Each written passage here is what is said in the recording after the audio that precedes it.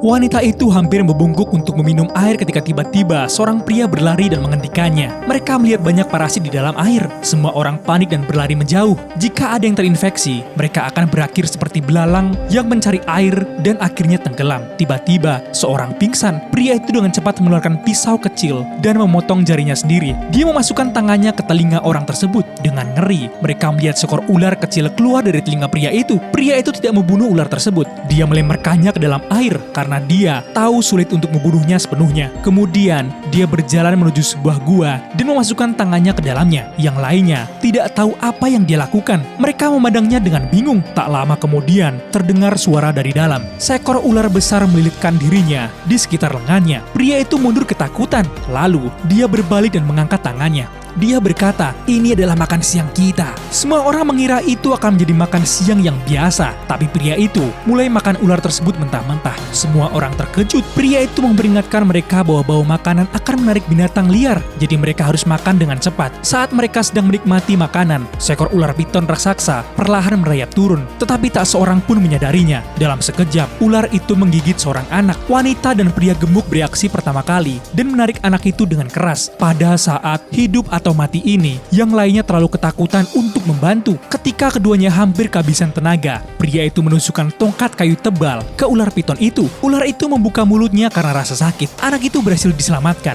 Semua orang mulai mengungsi, tetapi pria yang berpakaian seperti zombie tidak bergerak. Tiba-tiba, sesuatu merayap ke lehernya. Pada tengah malam, pria itu bertindak seolah-olah kerasukan. Dia diam-diam pergi sendirian dan berjalan menuju air. Sepupu laki-lakinya tiba-tiba terbangun dan menyadari dia hilang. Dia mengumpulkan keberanian dan pergi mencarinya. Dari kejauhan, dia melihat pria itu berdiri diam. Dia mendekat dan bertanya apa yang dia lakukan sendirian. Sepupu itu memberitahunya bahwa ini berbahaya, tetapi pria itu tidak mendengarkan. Dia mendorong sepupunya dan berjalan ke dalam air. Kemudian, dia menyelam dan mulai minum air dengan rakus. Sepupu itu dengan cepat menariknya ke atas, tetapi pria itu mengangkat kepalanya dan menggigit tangan sepupunya dengan keras. Setelah meminum darah, pria itu perlahan mendapatkan kesadarannya kembali. Dia ingat apa yang dikatakan pria itu sebelumnya dan menyadari dia telah terinfeksi, tapi sudah terlambat. Seekor ular piton raksasa sedang berenang menuju dirinya. Sepupu itu berteriak untuk menyuruhnya keluar, tetapi pria itu hanya berdiri diam. Detik berikutnya, piton itu menyeretnya ke dalam air. Kini, tidak ada yang berani tetap berada di hutan. Mereka harus mengambil jalan pintas melalui sungai dangkal untuk melarikan diri dari hutan hujan.